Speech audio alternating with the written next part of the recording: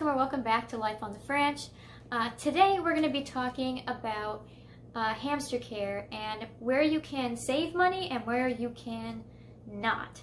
And we're going to be using Patch's cage as an example for the free DIY cardboard toys that I made in the previous video, which I'll leave up here. And also in the description down below, so you can learn how to make those for yourself. But they're just there really to give you some ideas. But I kind of wanted to demonstrate that you don't need to buy all the fancy brand name toys for the enclosure to make the environment enriching. But I also want to talk about areas where you can save money and areas where you have to spend money in order to make sure your hamster is still being happy, healthy, and feeling at home. So let's jump into it. Part of the video, I'm going to be putting the DIY toys into here. After that, we'll have the other save money areas and spend money areas, and we'll conclude the video by showing you Patch actually playing with the toys in the playpen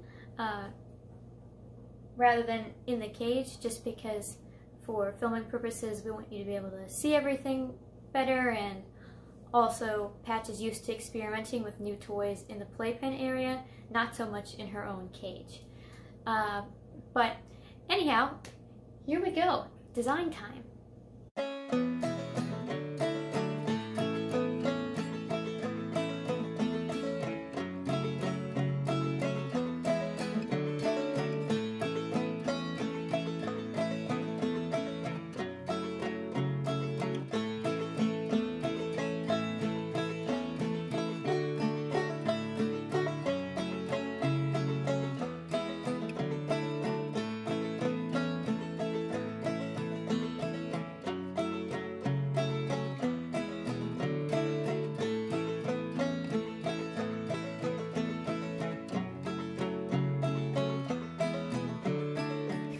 Okay, so what I've done with the cage, this is a little hide where you can see your hamster.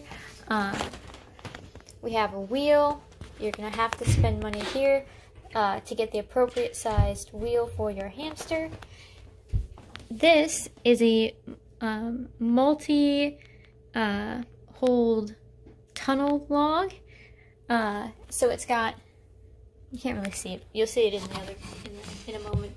It's got one hole on this side, two holes on the other side, and where it connects to the box is a hole. So they can get from this box into this box. Now, this is something you probably need to purchase if you're going to do a second story level, because they need to get from here to here safely. And some people recommend that you put moss in between to prevent bumblefoot, but our hamsters haven't had any issues thus far. Over here on the top is where I would put a food dish if I used one. So I have just a peanut butter jar cap here, and you could use a second peanut butter jar cap to be your water dish. Then you have another hide just made out of a smaller tissue box. You have this Tupperware, which would be full of sand for a large sand bath area. And then down here is where I've made the bottom story. So as you can see in a little bit. I added just this piece of cardboard just to make it a little more interesting, so it's kind of multi-chamber, and if they go over here, they have to go back through and around to come back this way, or through and through the white to get back to over there. Just to make it like a little more fun and a little more engaging for them. Another way that we provided enrichment for this cage using minimal extra items is we used aspen shavings along with Katie Clean and Cozy, which will provide different textures as well as the sand. And finally, and most importantly, we cut no corners with the amount of bedding we are using. So as you can see, we're looking at, on this side, at least 6.5 inches, and over here 10. So a lot of their enrichment comes from burrowing, so you want to make sure that they have plenty of room to burrow. And they also like crowded top areas, which is why you see very little open floor space, except for right here where maybe I would put another, like I said, a food dish here. I might add a Dollar Tree like hide into the sand bath so it's a little more private. But really this would be all you need, and the only extra things are the wheel, the sand, and the hide. But now I want to talk about, even though we've set this up very nicely, where are the areas that you cannot just cut corners?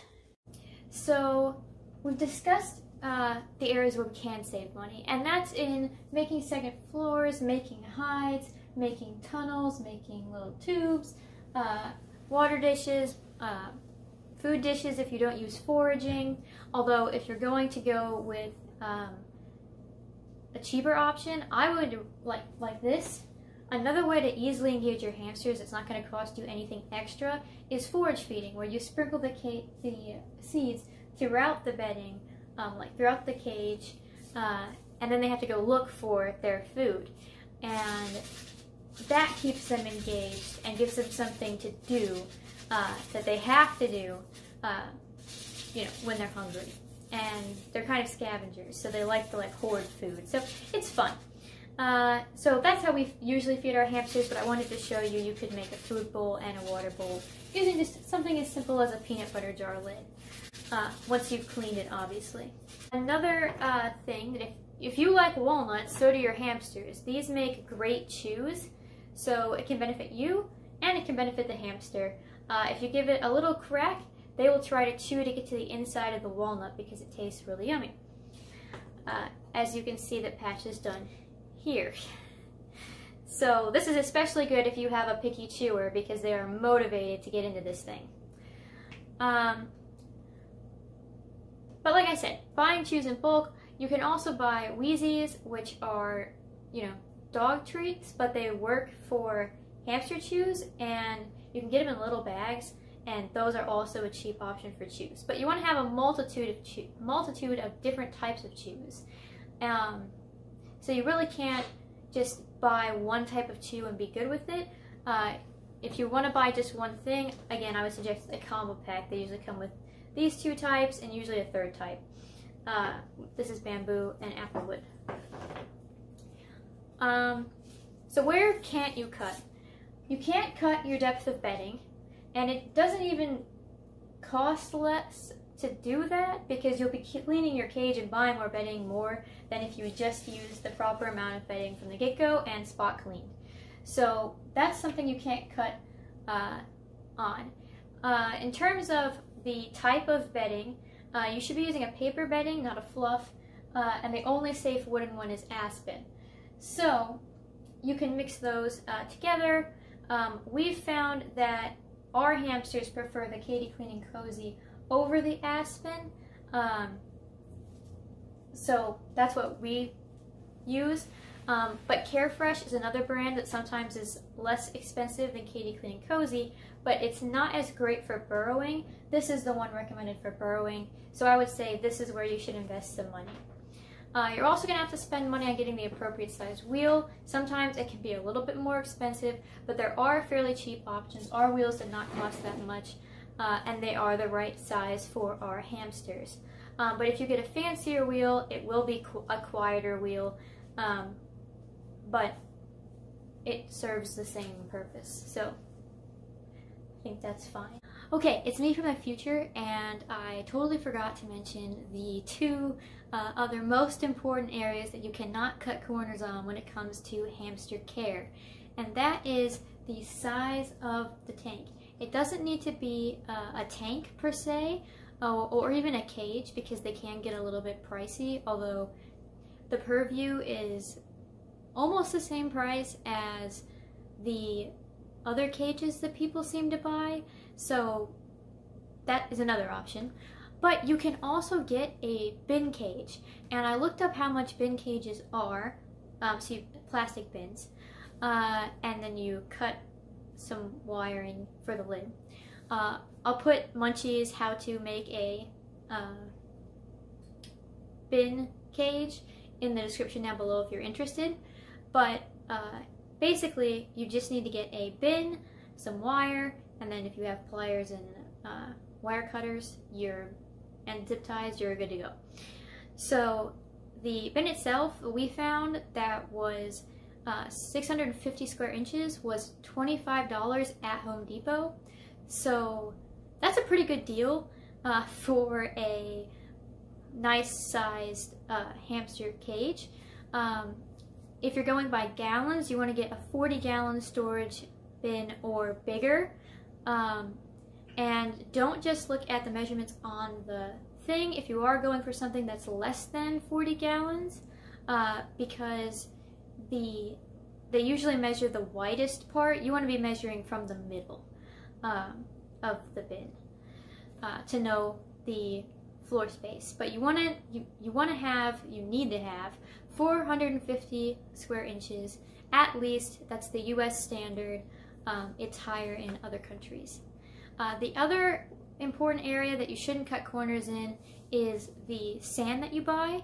You can get cheaper sand by using children's play sand, but you need to do a bit of research on how to sanitize it before you go that direction, and you can buy it in bulk. But we just use the Repti-Sand from the reptile section of the pet store because it has low dust.